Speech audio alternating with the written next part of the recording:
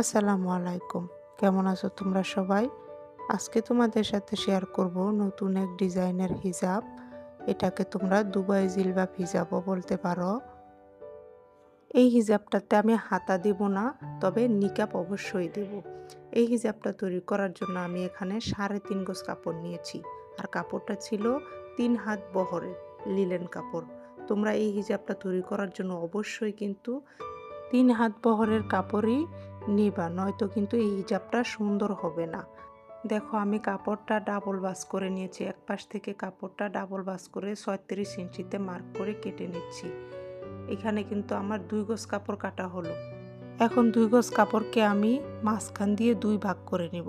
27 ইঞ্চি 27 ইঞ্চি আমার দুটা পার্ট হয়ে যাবে, সামনের পার্ট এবং পিছনের পার্ট, দুটা পার্ট।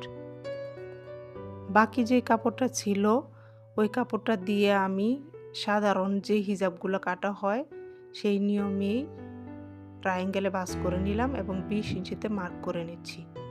এখানে 20 ইঞ্চি কাপড় আমি নিয়ে নেব, লম্বায় 20 ইঞ্চি।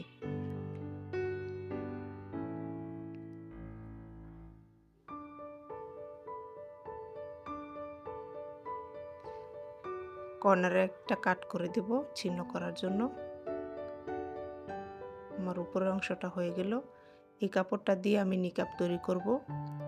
তো নিকাব কিভাবে কাটতে হয় এবং কিভাবে হিজাবে সেট করতে হয় দেখতে চাইলে কমেন্ট করে জানাবে।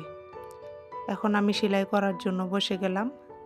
প্রথমে যে দুটো পার্ট আমি আলাদা করে রেখেছিলাম ওই পার্ট দুটো মুড়িয়ে সেলাই করে নিচ্ছি। তো এখন আমি হিজাবের মাথায় যে টুপিটা থাকে টুপিটা সেট করে নিচ্ছি।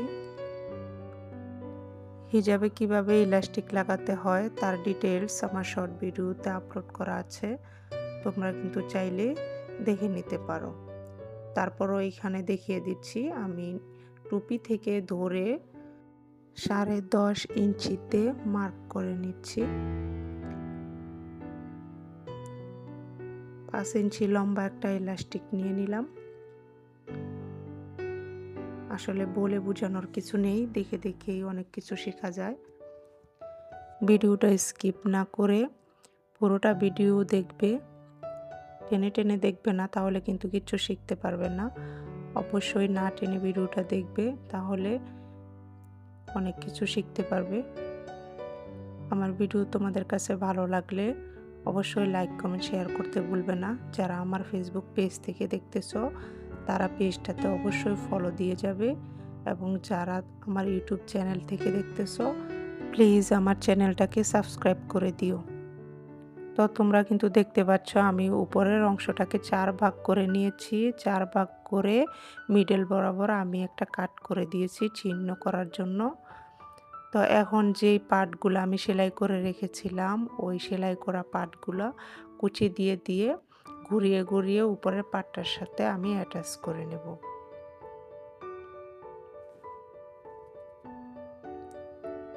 দুটো পার্টই আমি দুই পাশে অ্যাটাচ করে নেব।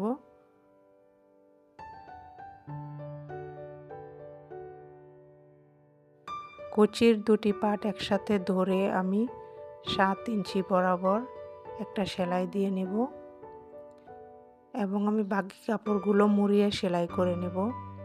এইখানে তোমরা চাইলে একটা টার্সেল বসিয়ে দিতে পারো বা একটা ফুলের ডিজাইন বা বুকে তৈরি করে বসিয়ে দিতে পারো।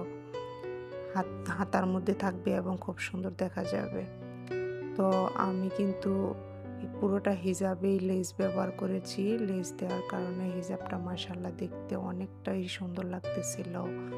তো এই হচ্ছে আমার হিজাবের ফাইনাল লুকটা। এই হিজাবগুলো কিন্তু বোরকার সাথে পরলে অনেকটাই স্মার্ট লুক দেয়। তো তোমরা বোরকার সাথেও ব্যবহার করতে পারবে এবং নামাজ পড়ার জন্য একদম পারফেক্ট। তো আজকের মতো এই পর্যন্তই আমার হিজাব কাটিং এবং সেলাই ভিডিও। আসসালামু আলাইকুম সবাইকে।